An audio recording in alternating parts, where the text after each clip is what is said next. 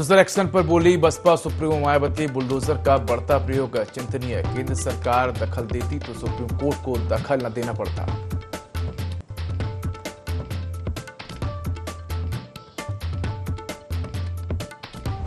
चंदौली के कर्मनाशा नदी उफान पर, निचले इलाकों में भरा पानी। बिहार सहित 51 गांवों का संपर्क टूटा।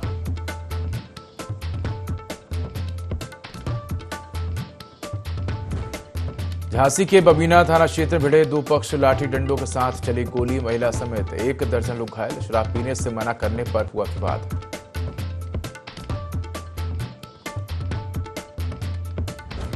बांदा के कोतवाली क्षेत्र में सड़क हादसा, ट्रैक्टर ट्रॉली पलटी, 15 लोग गंभीर रूप से घायल। गणेश विसर्जन कर लौट रहे थे सभी।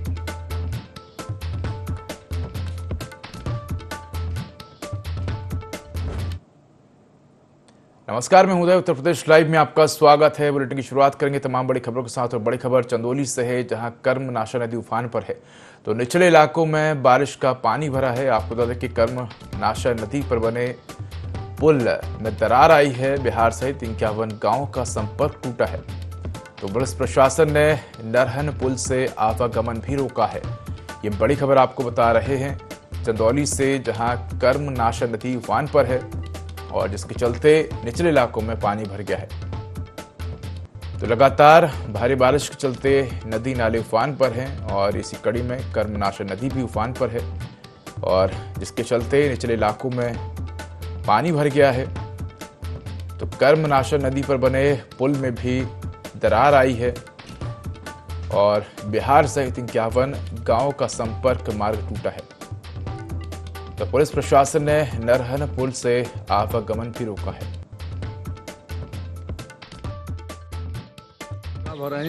सिंगल ही पुल है। पुल होने के कारण इसके लिए हम लोग को थोड़ा सा दिक्कत हो रही है।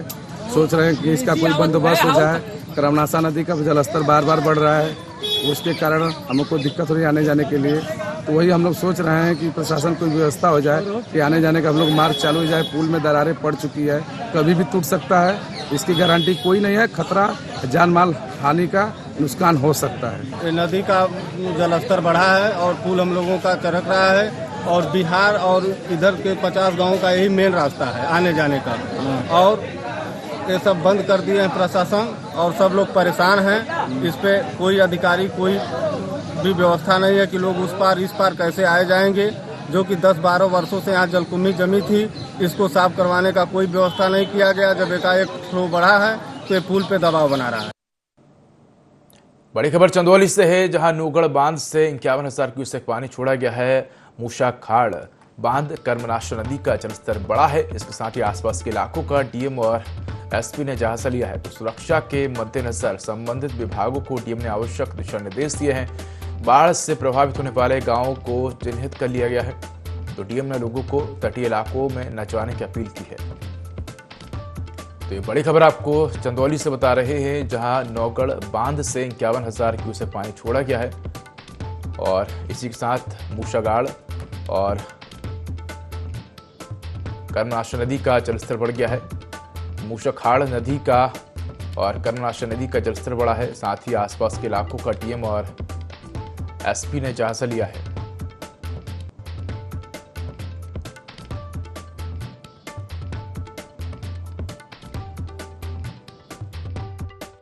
में और जनपद के आसपास के भी जितने एरियाज हैं, हर जगह भारी बरसात कल देखने में आई है। और साथ ही साथ पीछे से यानी कि गंगा जी और पीछे कर्मनाशा में भी पानी लगातार पीछे से छोड़ा जा रहा है। उसी को देखते हुए हम लोग यहाँ आज आए हैं। लतीफ शाह, पहले तो बता दूं कि एक डैम नहीं, एक वियर है। इसमें गेट्स नहीं होते हैं, एक लेवल तक होता है और उसके बाद पानी उसके ऊपर से ओवरफ्लो होता है।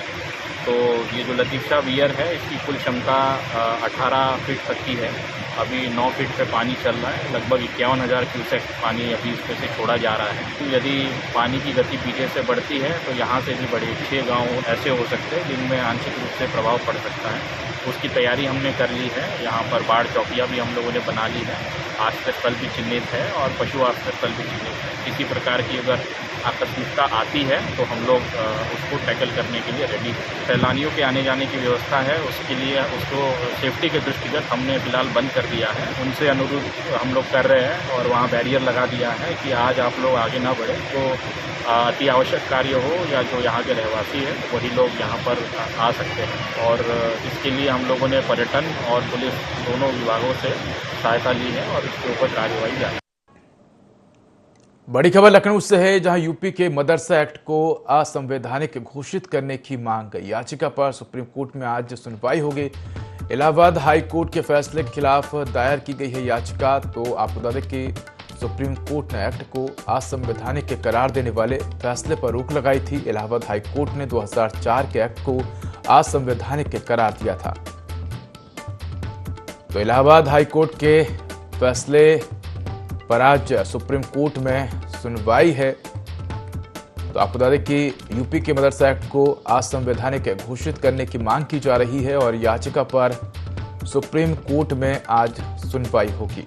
इलाहाबाद हाई कोर्ट के फैसले के खिलाफ याचिका दायर की गई है। आपको बता दें कि इलाहाबाद हाई कोर्ट ने 2004 के एक्ट को असंवैधानिक करार दिया था और इसी के खिलाफ हाई कोर्ट में याचिका लगाई गई थी और इसी याचिका पर आज सुनवाई है। तो सुप्रीम कोर्ट ने एक्ट को असंवैधानिक करार देने के फैसले पर रोक लगाई थी और आज इसी मामले को लेकर सुनवाई होनी है। तो यूपी के मदरसा एक्ट को असंवैधानिक घोषित करने की मांग की गई है। याचिका पर सुप्रीम कोर्ट में आज सुनवाई होगी। तो इलाहाबाद हाई कोर्ट के फैसले के खिलाफ याचिका दायर की गई है। तो सुप्रीम कोर्ट ने एक्ट को असंवैधानिक करार देने वाले फैसले पर रोक लगाई थी। इलाहाबाद हाई कोर्ट ने 2004 के एक्ट को असंवैधानिक करार दिया था।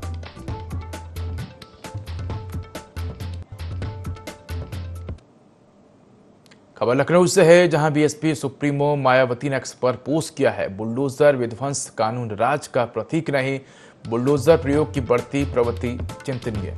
तो केंद्र सरकार को एक समान गाइडलाइन बनाना चाहिए। केंद्र दखल देती तो सुप्रीम कोर्ट को दखल ना देना पड़ता। इस पर केंद्र और राज्य सरकारें जरूर ध्यान दें। तो बड़ी खबर आपको लखनऊ से बता रहे हैं, जहां बीएसपी सुप्रीमो मायावती ने एक्स पर पोस्ट किया है, बुलडोजर विध्वंस कानून राज का प्रतीक नहीं है, बुलडोजर प्रयोग की बढ़ती प्रवृत्ति चिंतनीय है। केंद्र सरकार को एक समान गाइडलाइन बनाना चाहिए। केंद्र दखल देती तो सुप्रीम कोर्ट को दखल ना देना पड़ता। इस पर केंद्र और राज्य सरकारें जरूर ध्यान दें। तो ये बड़ी खबर आपको बता रहे हैं, जहां बसपा सुप्रीमो मायावती ने एक्स पर पोस्ट किया है। तो सुप्रीम कोर्ट के फैसले के बाद बसपा सुप्रीमो मायावती ने भी अपनी प्रतिक्रिया दी है। उन्होंने सोशल मीडिया प्लेटफॉर्म एक्स पर पोस्ट किया है और पोस्ट कर लिखा कि जो बुलडोजर है वो कानून का प्रतीक नहीं है और अगर केंद्र सरकार और राज्य सरकार इस पर ध्यान देती तो कोर्ट को इसमें दखलंदाजी देने की जरूरत नहीं पड़ती।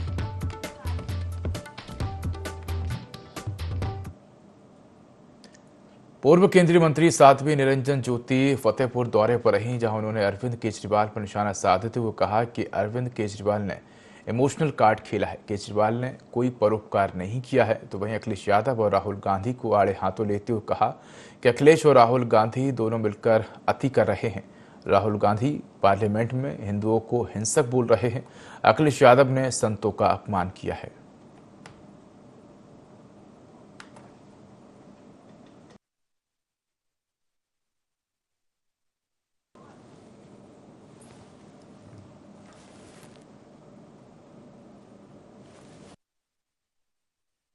एक तरह से केजरीवाल ने इमोशनल कार्ड खेला है। कोर्ट ने सीधे कहा कि संवैधानिक पदों में नहीं बैठ सकते हो, कोई फैसला नहीं कर सकते हो, तो कोई परोपकार नहीं किया। कोर्ट ने आदेश दिया, अभी बरी नहीं हुए हैं, कोर्ट ने जमानत दी। ये इंडिया गठबंधन का सवाल है, जिनकी विचारधारा एक नहीं, पूरा गठबंधन हमारी पार्टी के बराबर नहीं आ पाया और ऐसे लगता है जैसे जंग जीत लिया। अखिलेश यादव और राहुल गांधी ये दोनों मिल करके अति कर रहे हैं। गणेश विसर्जन में महोबा सहित पूरे देश में कई जगह एक संप्रदाय विशेष के द्वारा पथराव हुआ, क्यों नहीं बोले? क्योंकि वो हिंदुओं के ऊपर पथराव हुआ है, इसीलिए नहीं बोल रहे हैं। राहुल गांधी पार्लियामेंट में खड़े होकर के हिंदुओं को हिंसक बोल रहे हैं। अखिलेश यादव ने जिस तरह से टिप्पणी की है, मुझे लग रहा है कि माफिया उनको दिखाई पड़ता है, क्योंकि उनकी पार्टी में है। झांसी में बबीना थाना क्षेत्र के सफा गांव में एक परिवार के दो पक्षों में खूनी संघर्ष हो गया। इस दौरान जमकर लाठी डंडे चले और फायरिंग हुई, जिसमें 1 दर्जन लोग घायल हो गए। विवाद दुकान के सामने बैठकर शराब पीने से मना करने पर हुआ। फिलहाल पुलिस मामले की जांच में जुट गई है।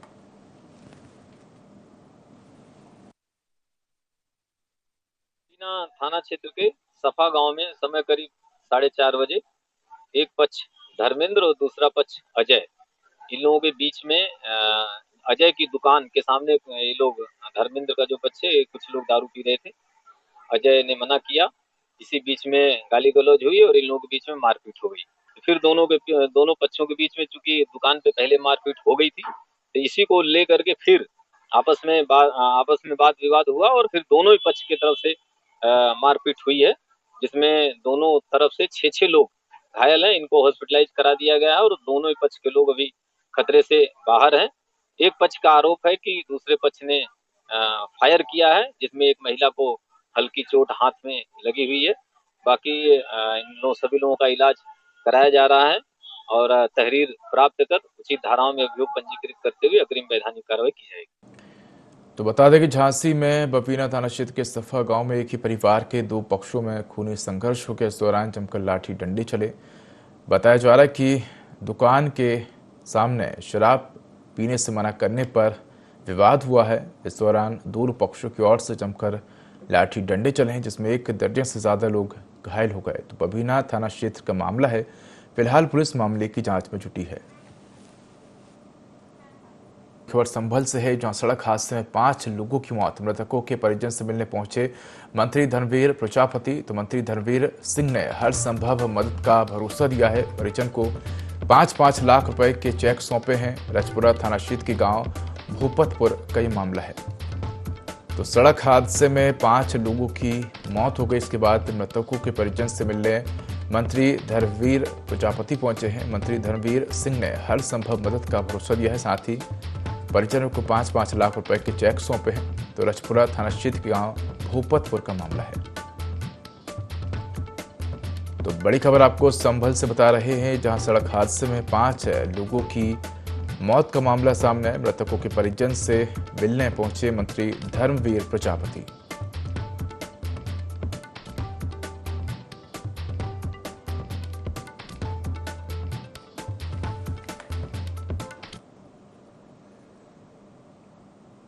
बड़ी खबर बांदा से है, जहां ट्रैक्टर ट्रॉली पलटे हैं। आपको बता दें कि हादसे में 15 लोग गंभीर रूप से घायल हुए हैं। पुलिस ने घायलों को अस्पताल पहुंचा है। तो गणेश विसर्जन कर वापस लौट रहे थे सभी।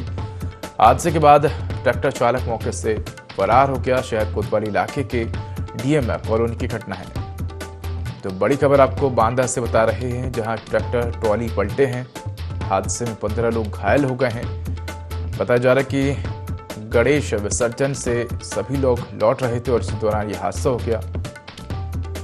तो ट्रैक्टर ट्रॉली पलटने से 15 लोग गंभीर रूप से घायल हो गए हैं। सभी को उपचार के लिए अस्पताल में भर्ती कराया गया है। तो शहर कोतवाली इलाके की डीएम कॉलोनी की घटना है। तो 15 लोग गंभीर रूप से घायल हुए हैं। बताया जा रहा है कि सभी गणेश विसर्जन कर वापस लौट रहे थे। इसी दौरान अनियंत्रित होकर ट्रैक्टर ट्रॉली पलट गए और इस हादसे में 15 लोग घायल हो गए हैं। पुलिस ने घायलों को अस्पताल पहुंचाया है और मामले की जांच की जा रही है। तो हादसे के बाद ट्रैक्टर चालक मौके से फरार हो गया है, जिसकी तलाश की जा रही है।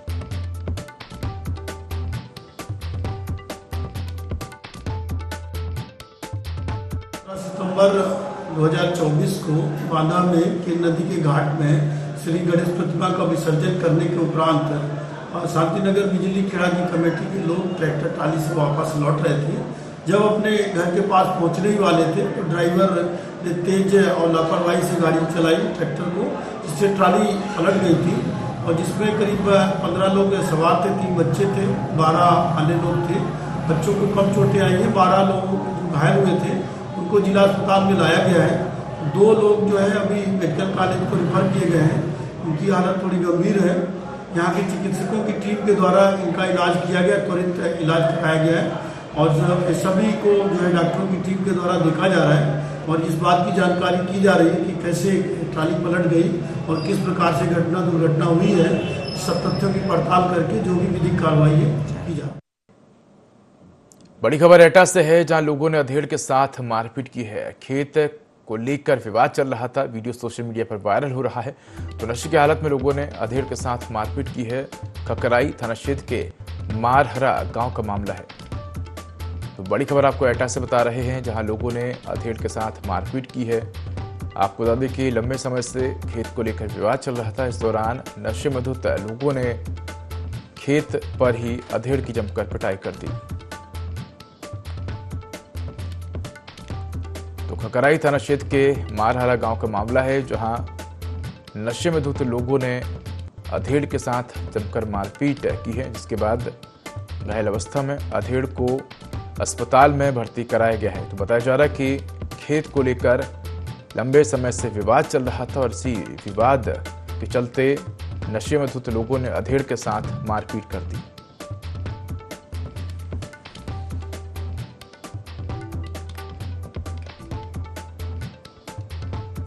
तो अधेड़ के साथ मारपीट का मामला सामने आया है। नशे में धुत लोगों ने अधेड़ के साथ मारपीट की है।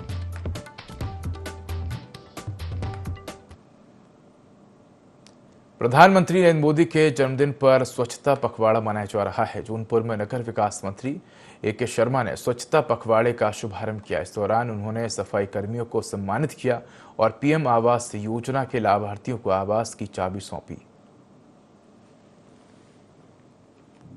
तो आपको बता दें कि प्रधानमंत्री नरेंद्र मोदी के जन्मदिन के मौके पर स्वच्छता पखवाड़ा मनाया जा रहा है।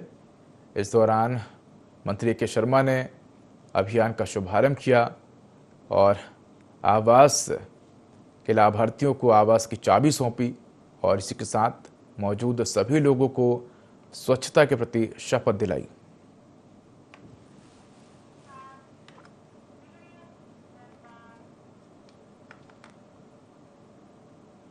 अलीगढ़ में भारतीय किसान यूनियन सेना के राष्ट्रीय सचिव महिपाल यादव ने भारतीय किसान यूनियन टिकैत की सदस्यता ली। इस मौके पर महिपाल यादव ने कहा कि यूनियन लगातार किसानों के हित में कार्य कर रही है। टिकैत ग्रुप किसानों की समस्या को लेकर तत्पर रहता है।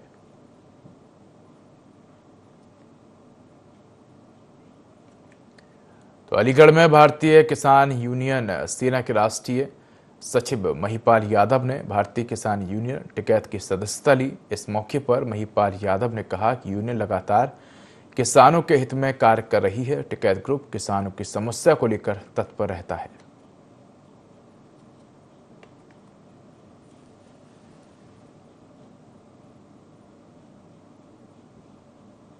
नाम है पहले राष्ट्रीय सचिव, काफी दिन मैंने काम किया है और बड़े ईमानदारी से और संगठितता से काम किया है। अब मैं भारतीय किसान यूनियन टिकैत की सदस्यता ग्रहण कर रहा हूं। टिकैत जी के विचार अच्छे हैं और वो काफी समय से उनका ये टिकैत चल रहा है किसान यूनियन का और उनसे काफी मजबूती है उनके संगठन में। इसी वजह से मैं उनको उनके संगठन में जुड़ना चाहता हूं। बड़ी खबर एटा से है, जहां बदमाशों ने छात्र से छीना मोबाइल। बाइक सवार 2 लुटेरों ने घटना को अंजाम दिया है। स्थानीय लोगों ने बदमाशों को पकड़ा है। बदमाशों को एसडीएम जलेसर विपिन कुमार मूरल के हवाले किया है। जलेसर के पुनहारा गांव के पास का मामला है।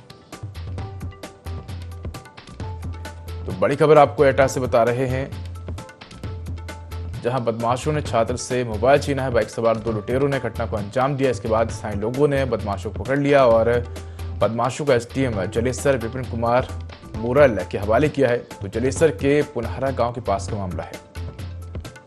तो बदमाशों ने छात्र से मोबाइल छीना। इसके बाद स्थानीय लोगों ने बदमाश को पकड़ लिया और पुलिस के हवाले कर दिया।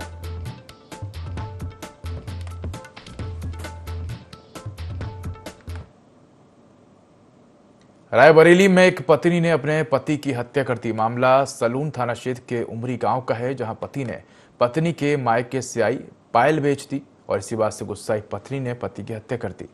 फिलहाल मामले में पुलिस ने आरोपी महिला को गिरफ्तार कर लिया है। तो पति को पत्नी की पायल बेचना भारी पड़ गया। आपको बता दें कि मायके से आई पत्नी की पायल को पति ने बेच दिया और इसके बाद गुस्साई महिला ने अपने पति को मौत के घाट उतार दिया। पुलिस अधीक्षक महोदय अपर पुलिस अधीक्षक महोदय के निर्देशन टीम बनाकर जो है कार्रवाई की जा रही थी, जिसमें उधर जो एक्चुअली में मृतक की दो पत्नियां थी, जिसमें जो पूर्व पत्नी जो पहले वाली पत्नी थी उसके द्वारा मुकदमा इसमें हत्या के लिए दिखाया गया था। संज्ञा के आधार पर दूसरी पत्नी को पूछताछ के लिए थाने पर लाया गया था। पूछताछ के उपरांत जो है उसके द्वारा घटनाओं को स्वीकार किया गया। उसने बताया कि जो है हमारा कई दिनों से विवाद चल रहा था और हमको एक मायके से पायल मिली थी, जिसको भी इस नरसिंह सिंह ने इसको जो है बेच दिया था। इसी को लेकर विवाद था।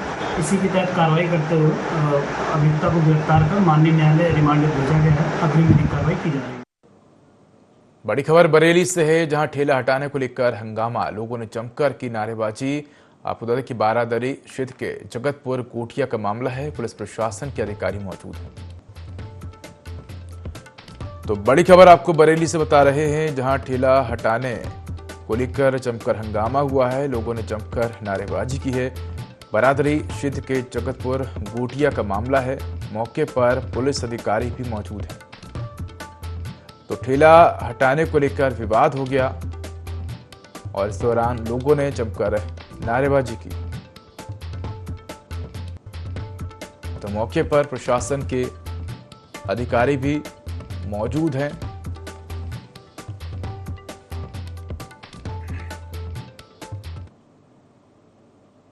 बहराइच से पैसे के लेन देन को लेकर भीड़ ने दुकानदार पर हमला कर दिया। कानूनगोपुरा थाना चौकी से कुछ ही दूरी पर हाई चॉइस कलेक्शन के मालिक ईशांत पंचवानी पर भीड़ ने हमला कर घायल कर दिया। ईशांत ने बताया कि स्टाफ से पैसे के लेन देन का मामला था, जिसके चलते हमला हुआ है। हमलावर पूर्व में भी जान से मारने की धमकी दे चुके हैं। पूरी घटना सीसीटीवी में कैद हो गई है। पुलिस मामले की जांच कर रही है।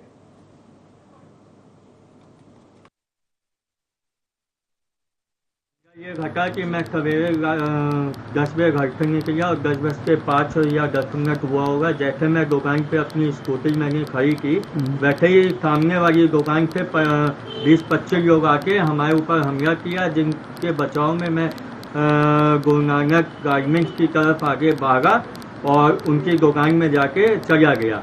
फिर वहाँ भी उन लोगों ने मेरे ऊपर हमला किया, जिनका नाम है सरदार इंद्रपाल सिंह, तरनजीत सिंह और बाकी उनका समस्त स्टाफ, जो कि 20-22 लोगों में था, जिसमें मेन लड़का आपका विकास था।